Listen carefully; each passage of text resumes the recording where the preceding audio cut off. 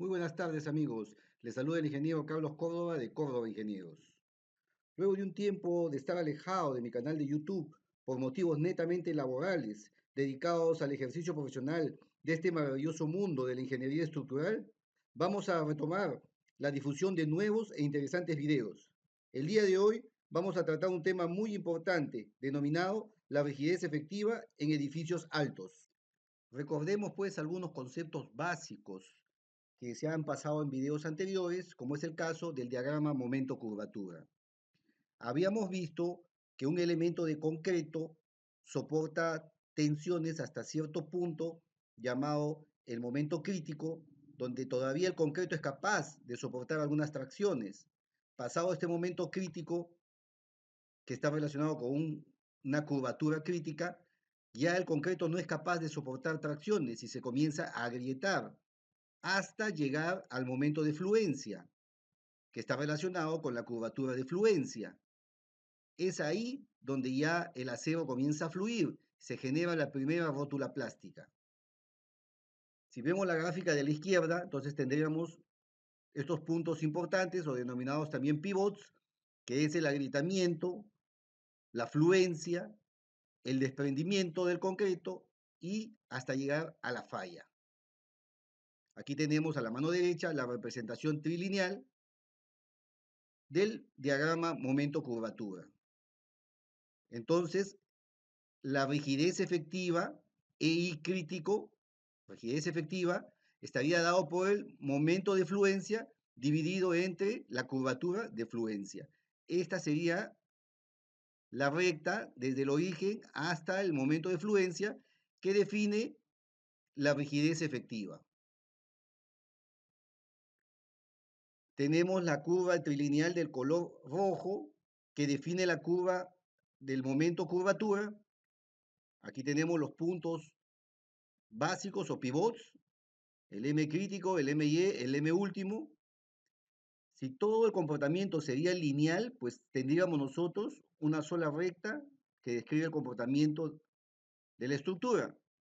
Sin embargo, solamente hasta el momento crítico tenemos el rango lineal y luego de ahí el concreto comienza a fisurarse.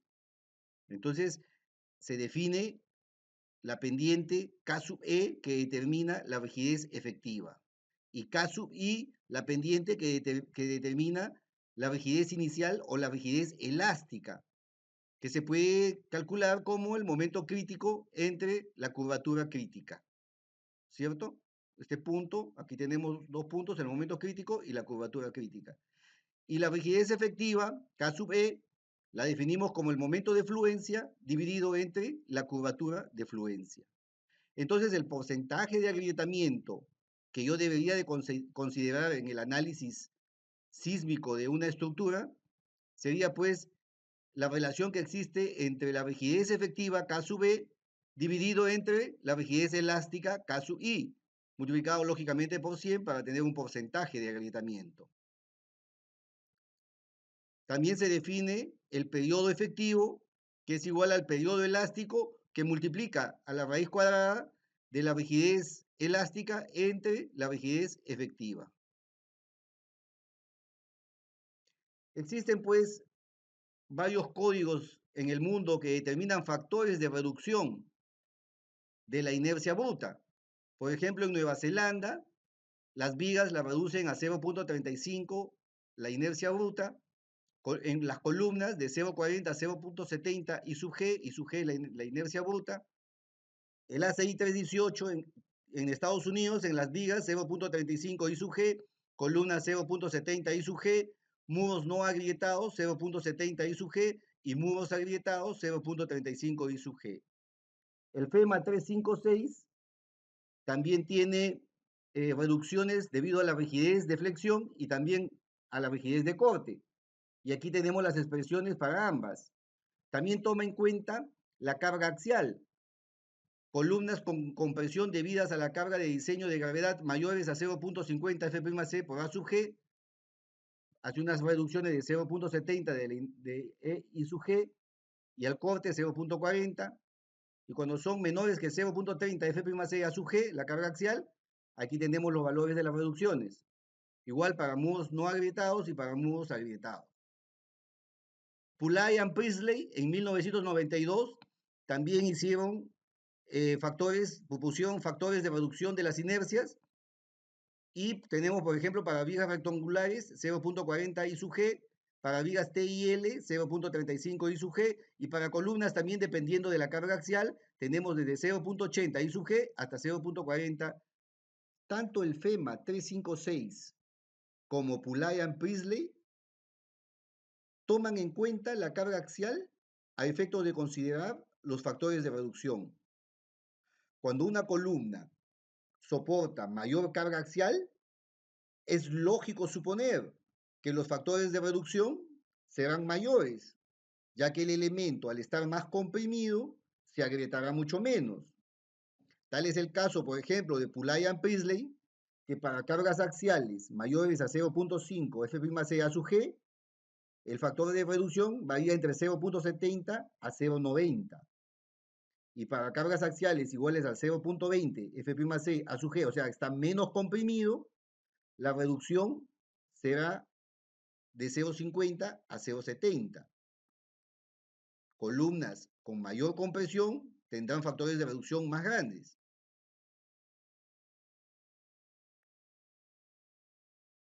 Vamos a hablar un poco acerca del espectro de aceleración de la nueva norma, la norma técnica de edificación E030, publicada el 24 de enero del 2016.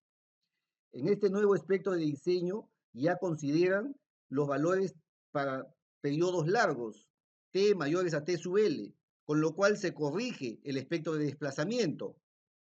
Entonces les decía, anteriormente en la norma antigua que es la gráfica, la línea recta que va desde el origen y se va hasta hacia arriba, era la norma anterior a la de 2016. Pues con la corrección de periodos largos, del espectro para periodos largos T mayor que T sub L, y ya tenemos la gráfica de color azul, que es la más representativa a los espectros de desplazamiento que se pueden encontrar.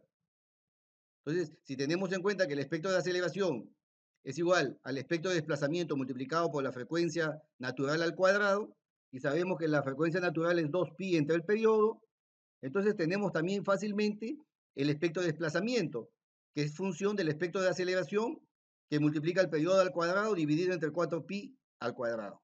Entonces, teniendo el espectro de aceleración, puedo fácilmente construir el espectro de desplazamiento. Estamos ya en el programa ETAPS 2016 y hemos modelado pues una estructura de 30 pisos. El piso típico, la altura del entrepiso típico es de 3 metros. Tenemos un núcleo central de ascensores, de muros de concreto de 40 centímetros de espesor. Tenemos un sistema de pórticos resistentes a momentos, con columnas que varían de 80 centímetros hasta 60 centímetros, y vigas de 35 por 70. Aquí podemos ver la estructura modelada. Es una estructura de oficinas. Se le ha aplicado pues las cargas reglamentarias, el espectro de diseño también de la norma E030 del 2016, con lo cual obtenemos pues valores de periodos, derivas, desplazamientos, cortantes. Entonces aquí, si definimos las secciones, vemos que no se han modificado las inercias en ningún caso. Estamos trabajando con inercias brutas en todos los casos, tanto para muros, losas, columnas y vigas, secciones brutas. Muy bien, ahora también este mismo modelo que utiliza un material de concreto de F'C 280 para toda la estructura. Se han utilizado cuantías de refuerzo de las columnas que varían desde el 1% hasta el 5%. Estas cuantías lógicamente se podrían mejorar si utilizamos un concreto de mejor calidad, por ejemplo en los 5 primeros niveles. Así vamos reduciendo, por ejemplo, podríamos haber utilizado 550 kilos por centímetro cuadrado en los 5 primeros niveles, 350 kilos en los 5 niveles subsiguientes y 280 en el resto. Y podríamos reducir un poco la cuantía. Sin embargo, de manera académica, se ha utilizado un solo material de 280 kilos por centímetro cuadrado para toda la estructura. Se ha corrido el programa y se han obtenido los resultados. El otro modelo ya considera las secciones agrietadas. Por ejemplo, Define Section Property, Frame Section.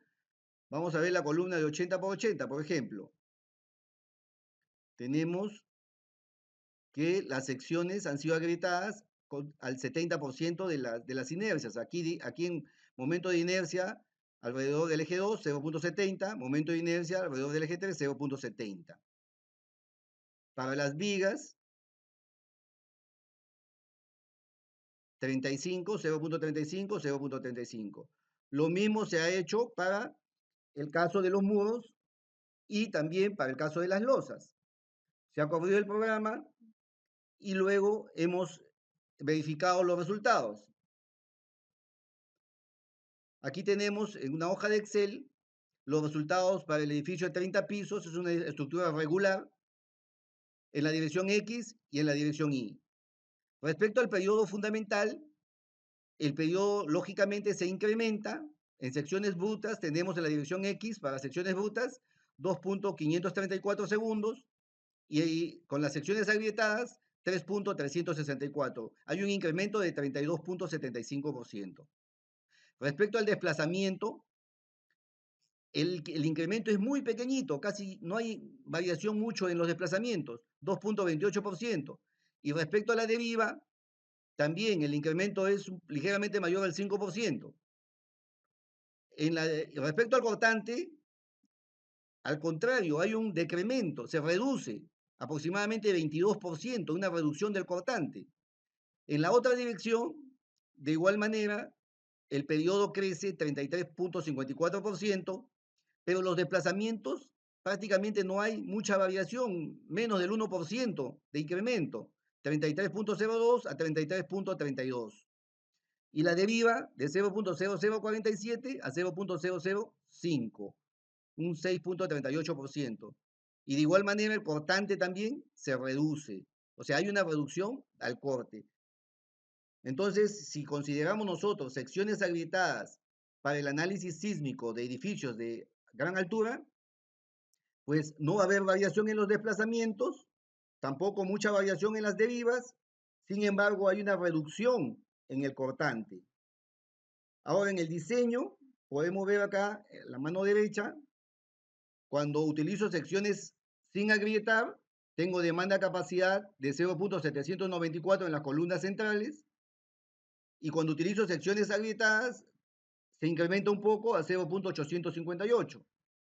Pero en los extremos es al contrario.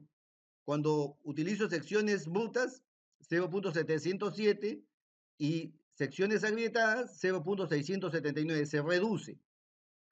Entonces hay una reducción por un lado de aproximadamente 4% y un incremento del 8%. No es significativo el incremento. Sin embargo, si vemos la diferencia que existe en el área de acero de las vigas, vamos a ver que cuando utilizo secciones brutas, tenemos aceros mucho mayor a los aceros que obtendría utilizando secciones agrietadas. Aquí, por ejemplo, tenemos con secciones brutas 18.78 centímetros cuadrados en el extremo derecho superior contra 13.48 centímetros cuadrados. Hay una reducción de 28.22%, casi 30% se reduce el acero. Igual en el otro lado también se reduce aproximadamente 10%. Bueno, ¿y a qué se debe, pues, de que los desplazamientos se mantengan casi constantes en edificios altos? Bueno, esto tiene una simple explicación. Si vemos el espectro de desplazamiento, el nuevo espectro de desplazamiento, el de color azul, pues para edificios con periodos mayores a 2.5 segundos, ya pues el espectro de desplazamiento, los desplazamientos se hacen en constantes. Es por ese motivo que nuestros resultados, así agrietemos las secciones, no se está saliendo desplazamientos y derivas casi iguales. Sin embargo, el cortante se está reduciendo en un 22% aproximadamente. Ahora, muy bien, ¿cuánto tiempo una estructura puede permanecer en el rango elástico? Pues eso dependiendo de la ocurrencia del sismo de diseño. Muchas veces una estructura puede permanecer toda su vida útil en el rango elástico, 50, 60 años, y no viene el sismo de diseño.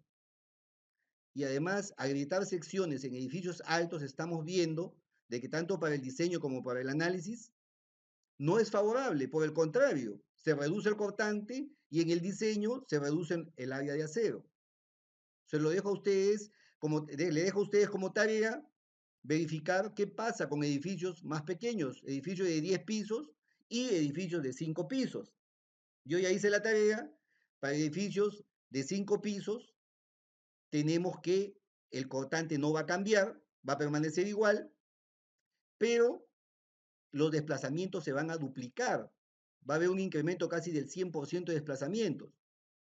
Y en edificios de 10 pisos aproximadamente, va a suceder de que el cortante se va a reducir también y los desplazamientos se van a incrementar un poco.